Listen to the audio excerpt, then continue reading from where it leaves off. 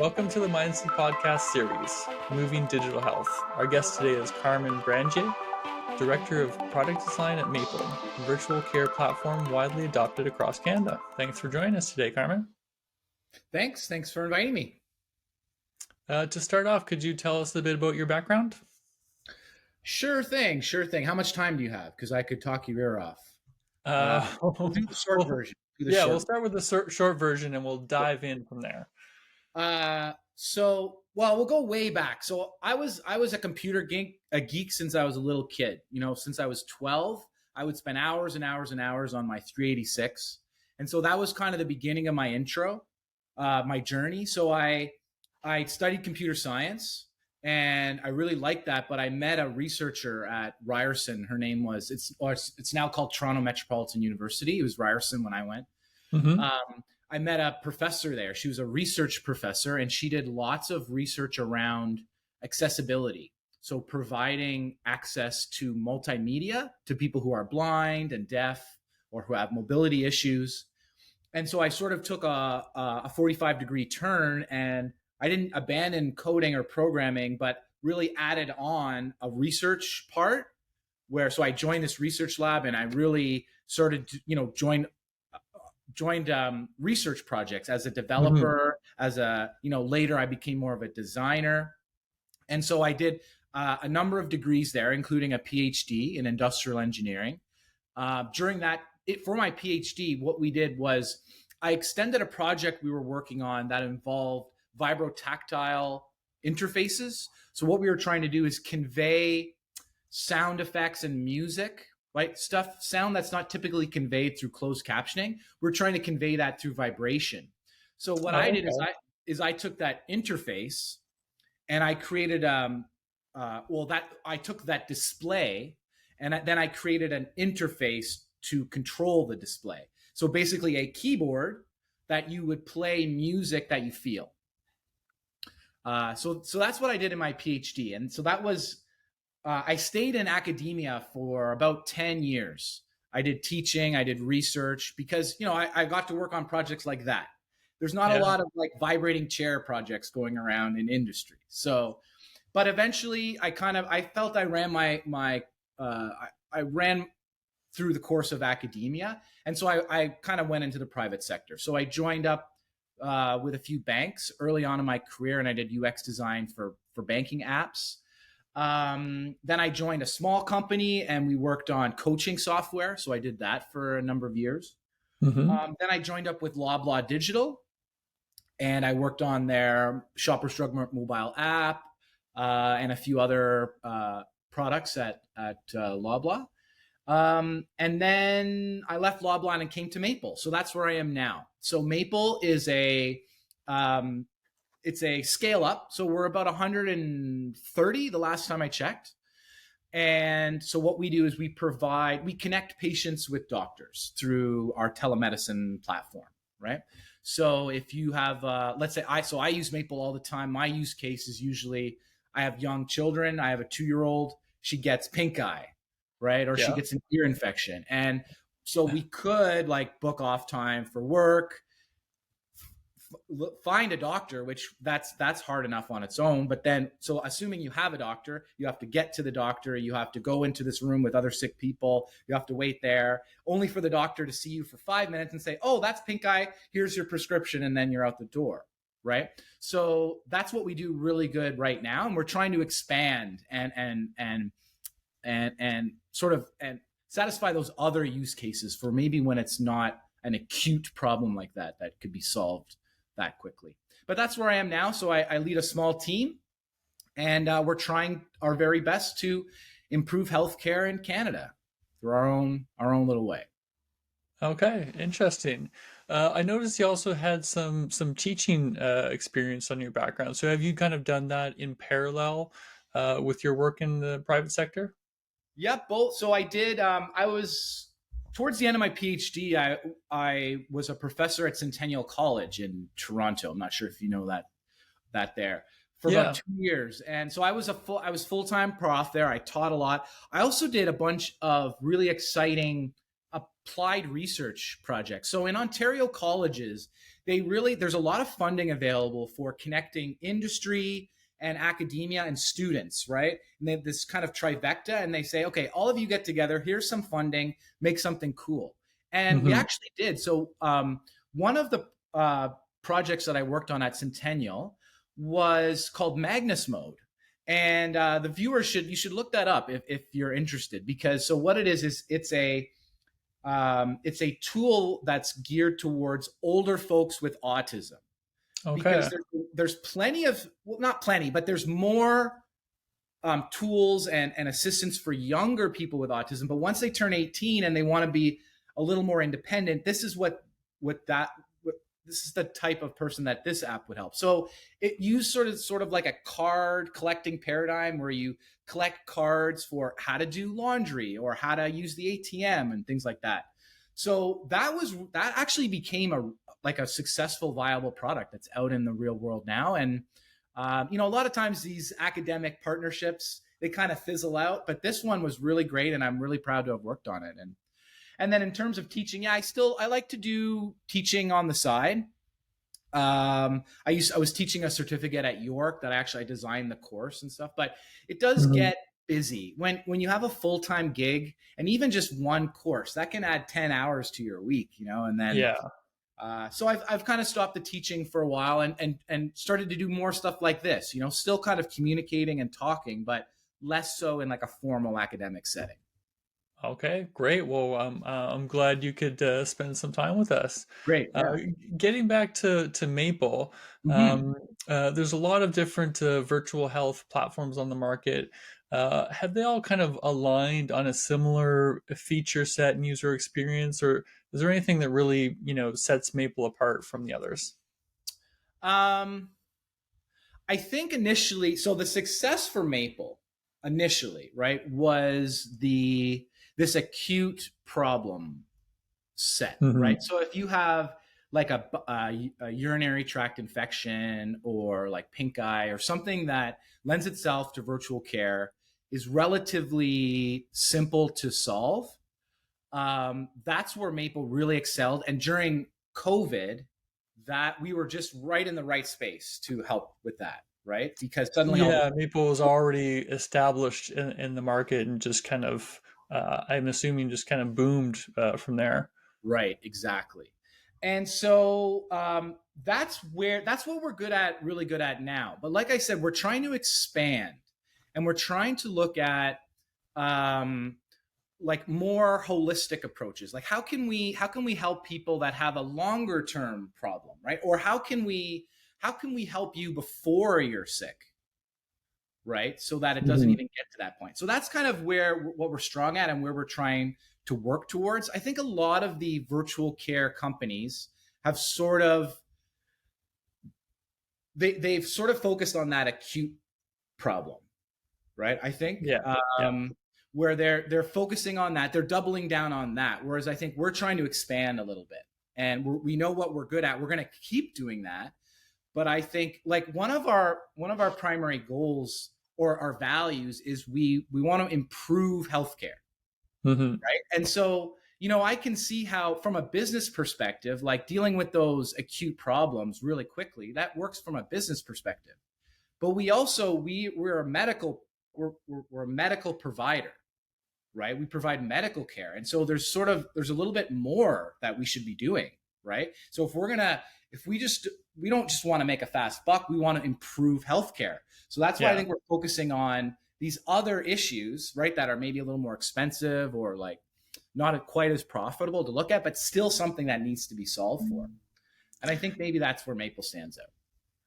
Yeah, and I think that's been some of the criticism of virtual care as well, is, Yeah. losing that continuity where people come in, they get their appointment, maybe they get their prescription, but then they see a different doctor every time. Yeah. And there's an argument that, that's not the best way to provide care. It's not, and we definitely we have conversations about that stuff all the time, and better how can we improve virtual healthcare so that it's closer to everything that in person can provide. Yeah. So I'm interested about the, the UX process at Maple. Mhm. What does the team look like? How do you conduct UX research? Maybe we could talk a little bit about that.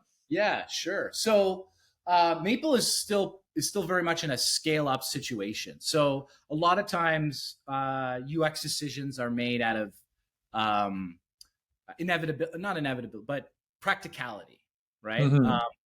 But when often we try and be a data based design group as much as possible, right? Anytime we approach an initiative, we want to start there, right? So for example, a while back, and this was, and different projects have different flavors of, let's call it UX maturity, right? Hmm. Some projects might be just like, hey, we need to get this copy change in because this partner really needs it, or there's a regulation we have to meet, so we just have to do this. Okay, that's kind of one type of project.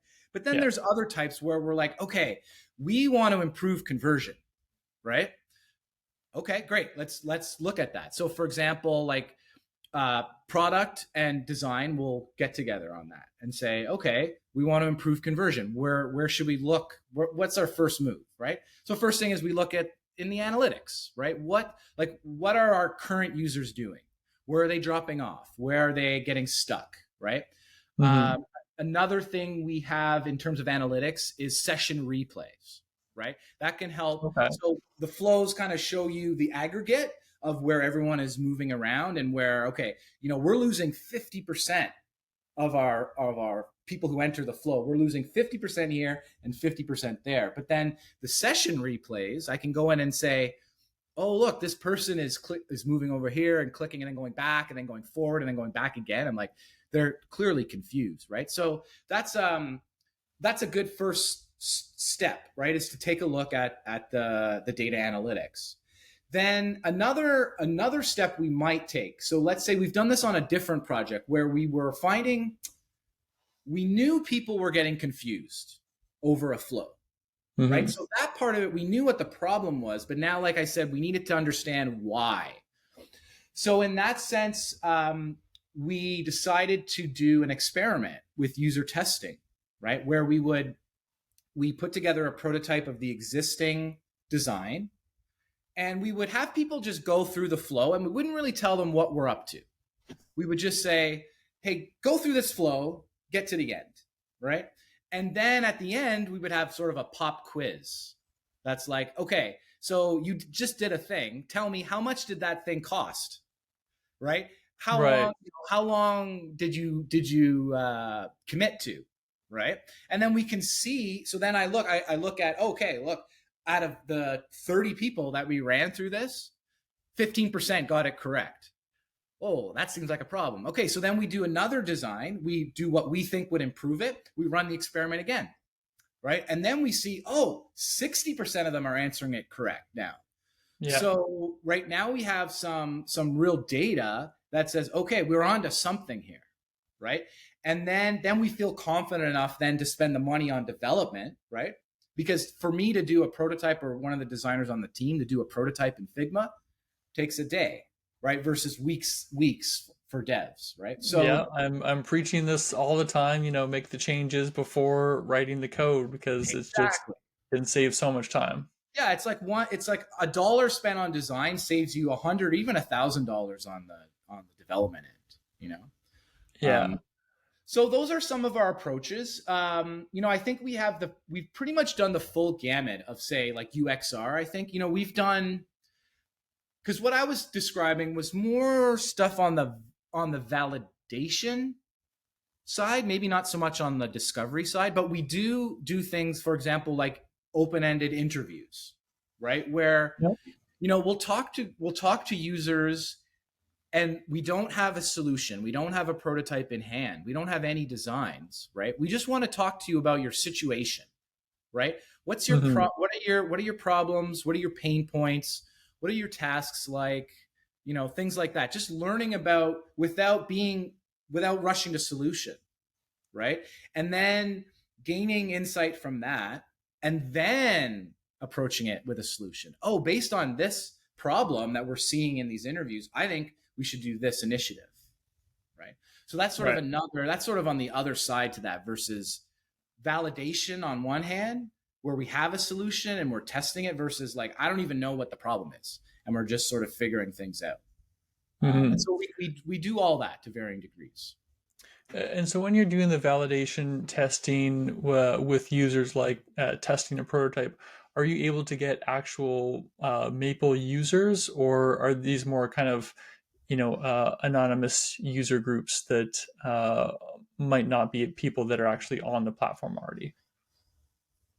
Depends. Right. So, Right. so one thing I keep in mind with the consumer facing app is it has to work with everybody, right? Like we Yeah. have target markets and we have groups of people that we're like trying to sell to, or like we're trying to focus on marketing messaging to, but a form has to be usable by everybody, by a person who's blind, right? Mm. By the 92-year-old, by a Yeah. 12-year-old. Everybody has to use it. So unless there's a real particular thing that's particular to Maple users, then I don't really care. And so I'll just go to like usertesting.com and I'll get any human being, right? I just need a human, right? Especially if it's just usability testing, or because I have no, like, any random Canadian could enter our registration flow at any time, right? Yeah, you have such a broad user base. Exactly. Now, on the other side of this, now, so we have a consumer facing side, but we also have a provider facing side. Now I can't just ask random people on the street, do you think this sick note UI is good or whatever, right? So that doesn't, Yeah. in that case, it's much more important that I get the particular user type that I need, right? Yeah, exactly. So in that case, I would need provide, or maybe not even Maple providers, but I need a doctor at the very least, right? Hmm. And then there's other kind of middle ground. So maybe like, so we do B2B and B2C, right? And the B2B flavor is a little bit different, So it may be in that sense, especially actually, because with B2B, here's the big difference is the person buying it is not the person using it, right? Yeah. Yeah. Two So completely different two groups. different people, right? Or there's two groups involved. So again, the person using it on the end, that's like that could be anybody. So again, I have to make sure it works for like the boundary cases, right? Mhm. But now if I'm talking about the buyer, like let's somebody in HR or whatever that buys it for a company, that person, they have very particular problems, goals, tasks, all of that. So in that sense, if we that I would want to talk to the actual person, Yeah. right? So in that sense, it's a spectrum from I need to talk to this particular person, right? Otherwise, I don't want to talk to anyone. Or on the other end, it's I need to see a human that is breathing, right? And so we work all in between. Okay. Yeah, it makes totally sense. Depending on, who the user is, what they're trying to do with the platform, and that defines who you're talking to. Yeah, absolutely, absolutely. And so, aside from getting access to, those people sometimes, like, doctors, for example, to get feedback and, what are some of the challenges with doing that research in a healthcare setting specifically?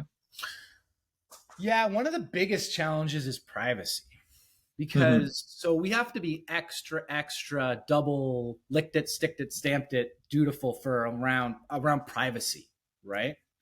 Like even our employees, if we look in the database, we can't see any. It's all encrypted, right? You need special permission to access stuff. Yeah. And so, for example, even when I did, if I do experiments, or let's say, for example, on our session replay, we have to Right. blank out everything, which So makes how that how is that done? Is there like software that redacts sensitive yeah information before you can see it on the replay, or? yeah. So most of them do that. So we use one called Datadog, and it's just a configuration setting. There's other ones called Full Story. Another one we looked at was called I forget, like Hot something, but really it's data masking, and it's quite I think it's a common requirement, because when we were talking to these other groups, they were like, yeah, we can do that. But I Yeah. mean, but that's a challenge then, because now I'm looking at replays with black bars over all the text. And a lot of times I can infer what's going on, but it makes it harder. Yeah. Or like another, let's say I wanted to do a survey around like medical problems. Like I can't normally, if I was gonna, when I did research around media and entertainment, right, and I wanted to know about what shows you watch or whatever, right, I would just ask you. There's no like ethical considerations there, like serious ones. But now I'm asking you about medical stuff, and so you have to have all these checks and balances in place in a system to respect people's privacy. And it just makes everything a little harder when you're dealing with that level of privacy.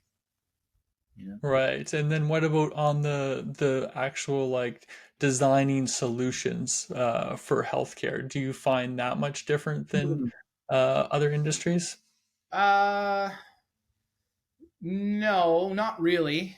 Because we were talking just a little bit before we started, but I've noticed in my career that as a designer, when you change domains, like say from I was in finance and then I was in, I don't know, like coaching. I don't know if there's a larger group for that, but then I was in retail and now I'm in medical. But the patterns of say designing UI or experiences are very similar, right? And like human beings don't change, right? If we're going to implement Gestalt features, right, we're grouping and all that stuff, like whether you're grouping things for a banking app or grouping things for a health app, it doesn't matter. It's the same human. And so there are different requirements, or like, let's say, I will say one extra thing is there's tons of rules and regulations, but you're working with a PM, right? You're not just out there solo, and the PM provides a lot of that. Like here's the regulation that we're trying to meet, right? The PM has a great deal of domain specific expertise. And then the designer's expertise is, okay, given that requirement, I know I'm the expert on the human. So I'm going to create a solution that will meet that requirement. And so you do need to be familiar. Over the last 2 years, I've become more familiar with some of the particulars of designing in the medical field. But for any designer watching this, I haven't found much problem jumping between domains, let's call it. Yeah, and one of the first steps of any project is understanding the constraints that you're working within. Sure. So really, as a designer, you're just in a different set of constraints, and you're used to those moving from project to project anyway, right? Yeah, exactly. Their constraints come from all sorts. So a constraint could be domain specific, or it could be just project specific. So no matter what, you have to go out and figure the constraints out. So yeah, I think it's just like the domain is just another different part of your project that you're working. So yeah, we found that a lot too with the apps we're designing for, and just that kind of added layer of empathy, especially from the patient side, really thinking through, the different mindsets that people might be coming into when, dealing with medical software. They could be in a very, very distressed state, which makes it, hard to compute and parse information that might be a lot easier for someone who's just looking for banking information. Yeah, it's true. It's funny if you look at our ratings, like 95% of our ratings are 5-star. But any rating that isn't 5 is 1. and that's because one of our biggest problems is, and this is domain specific now, is not everything can be done through virtual care. And sometimes it's hard to explain that to someone, especially when I've been in this situation. You don't have a doctor in person, right? The clinics are hard to access, and you're trying to access care. And then, you know, a provider doing their best and what they should be doing, right? Which is saying, I'm sorry, this isn't appropriate, right?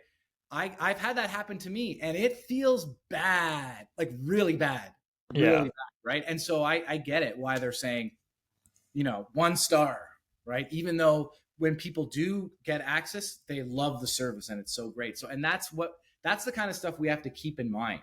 And you're absolutely right about it. The emotions are primed, right? You got a sick kid, or you've been sick, or you're in pain, right? So, Yeah, and people come in with the expectation that, oh, I'm going to get this prescription filled, or, I'm going to be able to, solve right. this problem, and I don't have to go to the emergency room.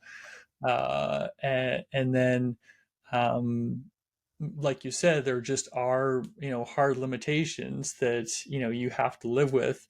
Yep. And it's not going to suit everyone. So people are going to go away being not having their needs met, and they're Right. going to be disappointed in that. And it's not about the software or the service Maple is providing. It's just that it didn't fit their use case or expectations. Yep. Because we're kind of competing with the clinics, right? Because that's Mhm. people's mental model.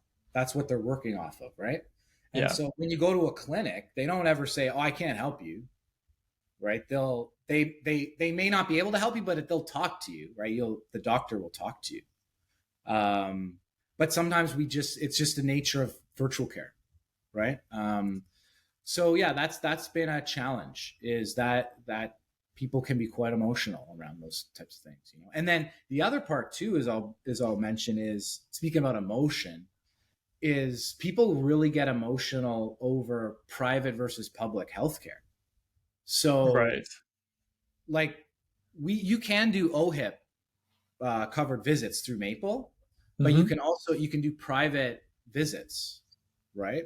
And so a lot of people, there's a lot of really high emotions around that. Like very high level politicians have been bringing this up, and people kind of follow along and they're like, yeah, this is terrible, this we shouldn't be doing this. And so that's another aspect too. There's a whole politics thing that if you're not in this domain, you may not really realize until you're in it. Yeah, I think, well, I'll just kind of dig into that a little bit more. I know there's in Canada, every province is a little bit different in terms of how they handle that balance of public and private. And I Yep. know there's been different virtual care billings regulations changing. Do you see those impacts firsthand, whether it's from the patient's feedback or in other ways?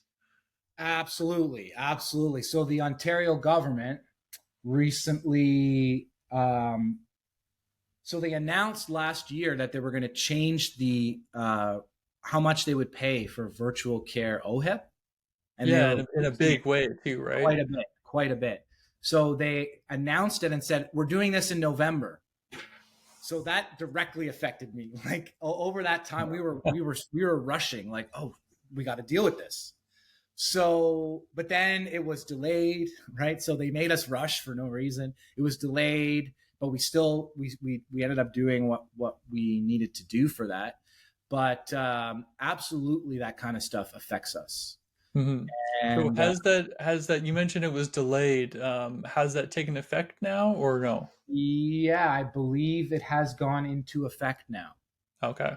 Um, don't quote me on that one. I haven't Fair, looked. fair enough. Fair enough. Yeah. But yeah, that was certainly last year around the end of the year. That was top of mind for us. Is we have to figure out how to deal with that. So Yeah, because Maple exists within this kind of to fill a gap within the healthcare system, right? And yep, as you mentioned, the politics and regulations around that are shifting, and that can have a massive impact on how you deliver your service. absolutely, absolutely. And when they reduce the funding like that, like so, especially when they're reducing a something that is available to people, and then what they offer in person. Like I don't have a doctor right at the moment. I'm lucky. I'm healthy. I haven't really, I searched for a while, but I gave up. Yeah. But it's one thing. It's one thing to have a strong public system, but it's another thing to not have that and then also not support the other thing that's trying to fill in those gaps.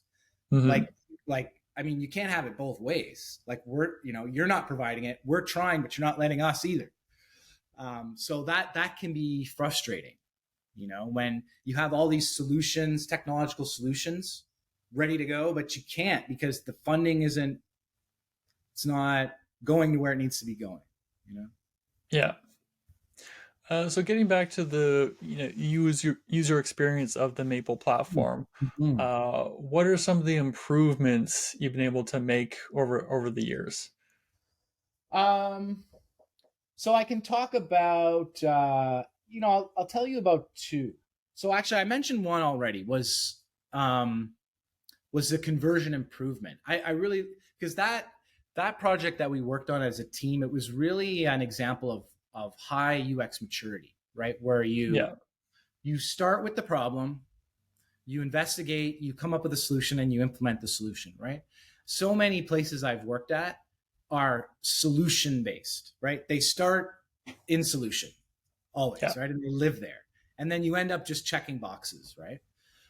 So that was a great, so because remember, Maple started as just basically the model was a virtual clinic on your phone, right? So you have Yep. a UTI, you need a prescription, you get a doctor, one off, and then you're done, right? But then as we Hmm. started to grow, we started offering more specialties, right? Dermatology, endocrinology, right? Do you know how long the wait time is for a dermatologist in Nova Scotia? I was interviewing people.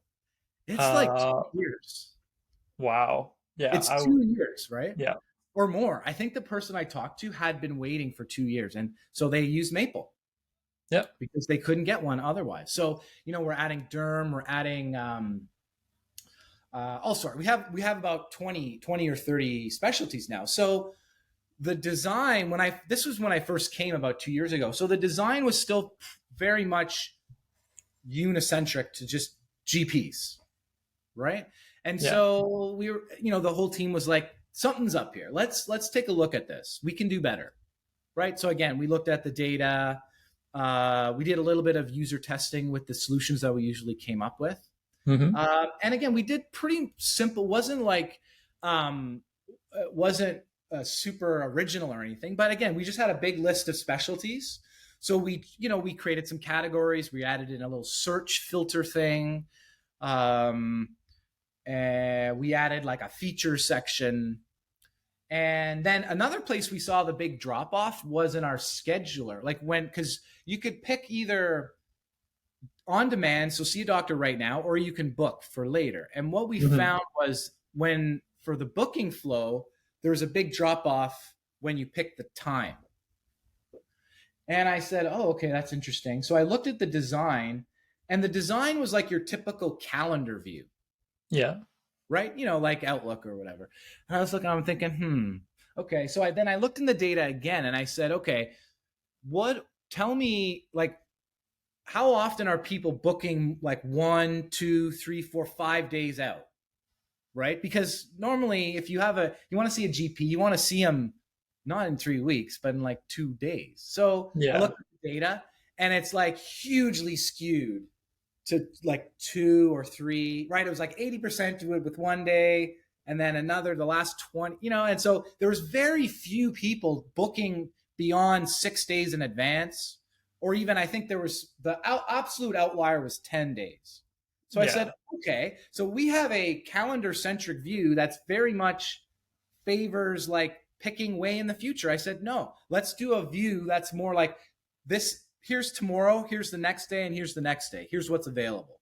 And then you could go to the next day. And if you really, and then we still kept the old view in if you really want to look like a month in advance, right? Yeah. We Yeah. did all that, and we saw a really good bump. We did an A/B test with that, and I told the design team, I said, I think we paid for our salaries with this project alone.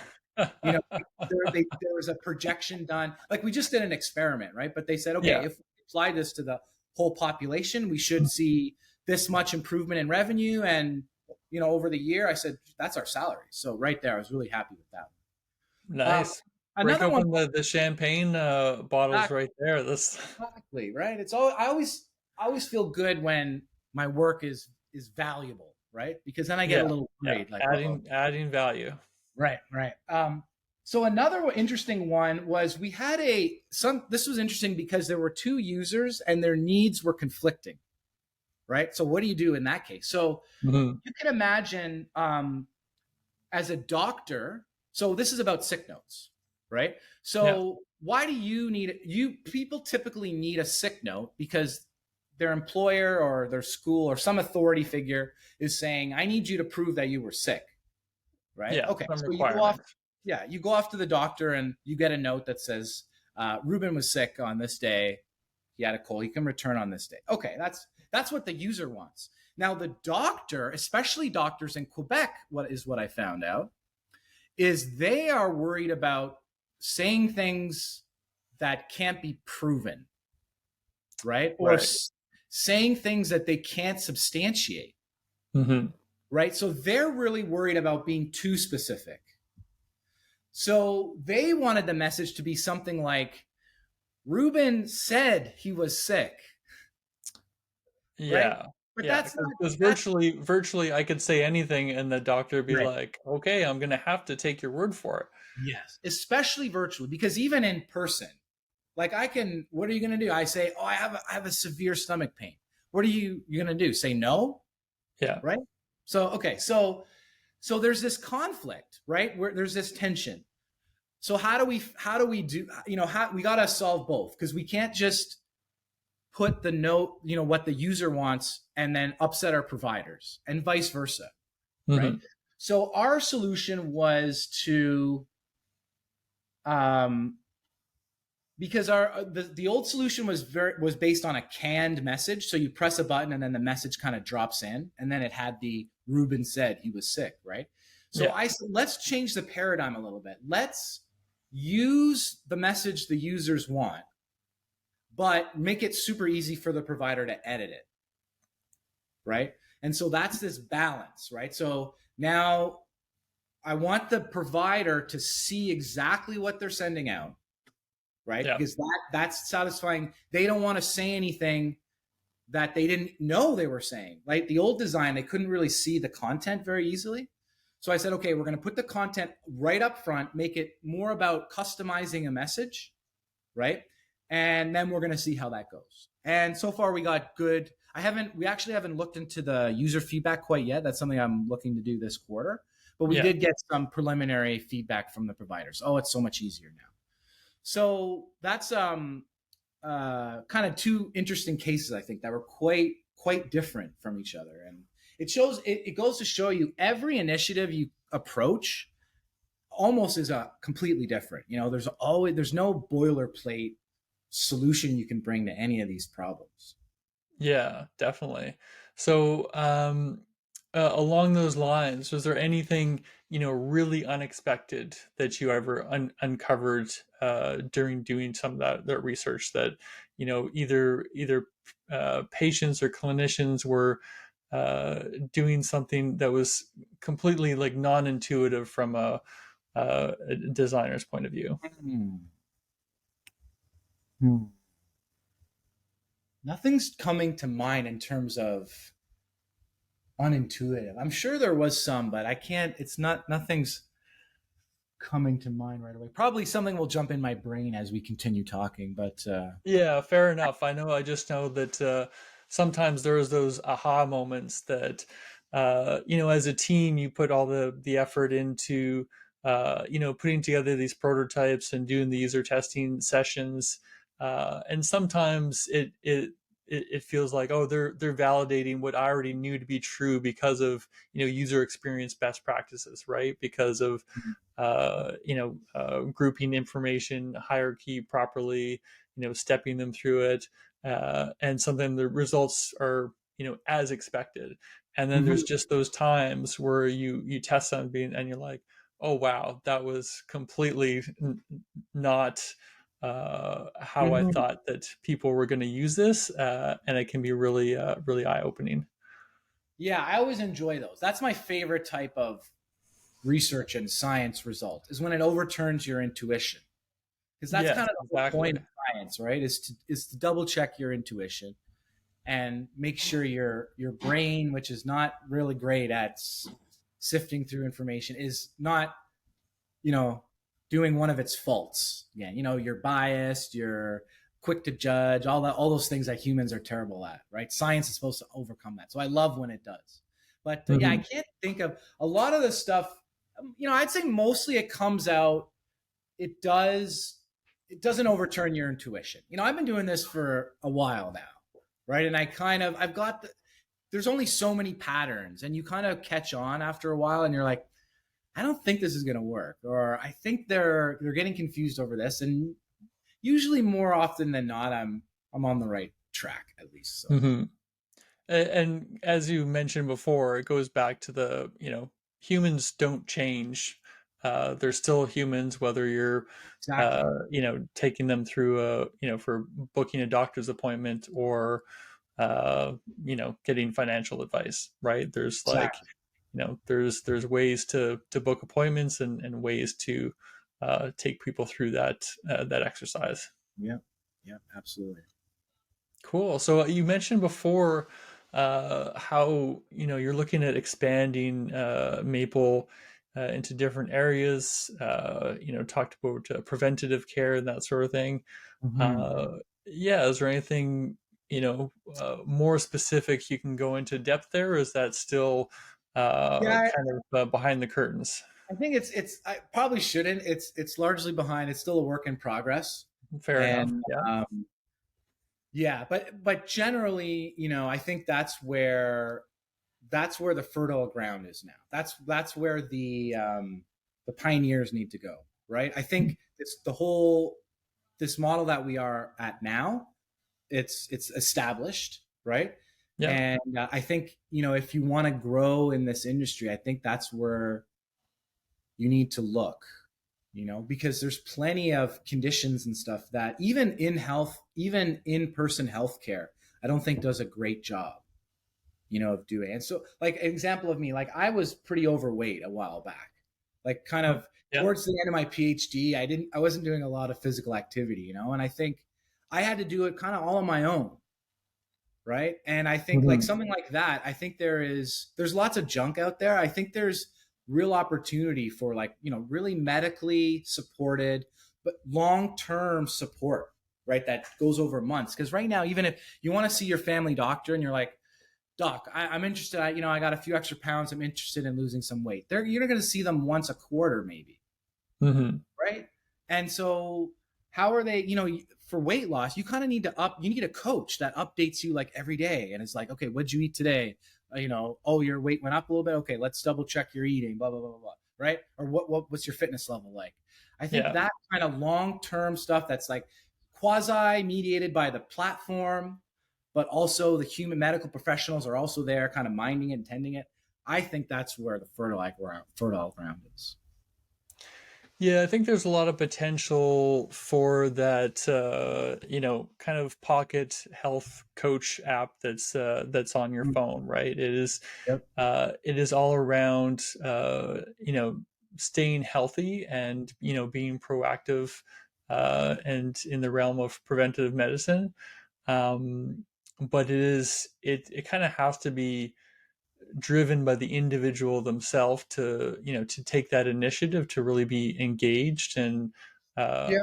follow the coach. But I think uh, there's a lot that can be delivered in a mobile app form in terms of programs, exercise, nutrition, and video content in a really curated, really customized way that's personalized to that individual.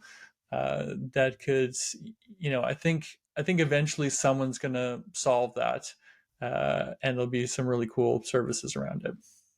Yeah, my professor at Toronto Metropolitan there, Deborah Fells, we talked recently, and she's working on research around severe chronic pain management.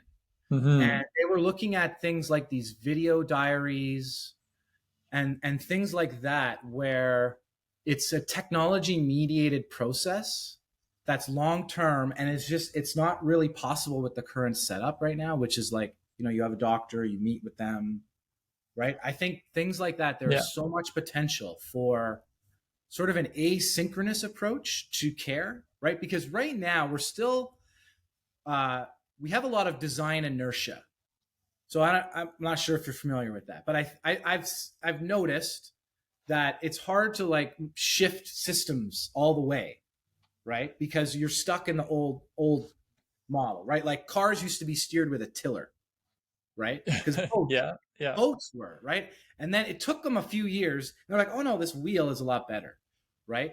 So I think that we're still in this mental model of the clinic, right? Which is, I go to a place, I meet with a person, we're synchronously communicating for 5 to 10 minutes, and then we part ways, right? And then we might do that again in like 3 months. But what about a more asynchronous model, right? Because now we're not limited. Before we were limited by you had to physically go see the person. Yeah. Right? We're not limited by that anymore. And so it's going to take humanity a decade or two to realize that and be like, oh, we don't have to, like, we still have appointments and stuff on our app, right? What if it worked more like you chat with someone over the course of a week or two, right? And, and you would text your doctor, or mental health. Think of how much that would, how that would support mental health, right? You could have, oh, doc, I'm not feeling great today. And then there could be some interaction, right?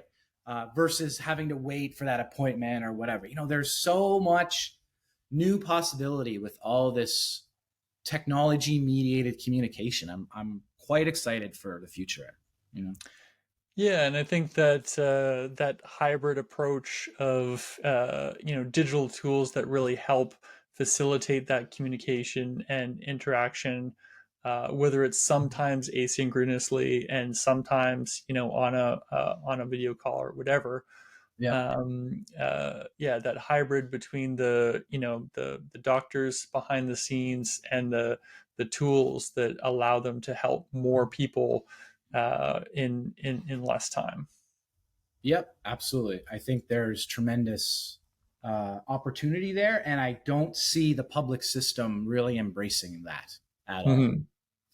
And it's that worries me, because our system is not ideal, and we gotta be using all available resources, right, to help deliver this medical care. Exactly. It's all hands on deck. So thank you so much for joining me on the podcast today, Carmen. It's really really great to speak with you. And thanks for everyone who is listening in as well. And if you enjoyed this conversation on Moving Digital Health, please go to movingdigitalhealth.com to subscribe to the MindSea newsletter and be notified about future episodes.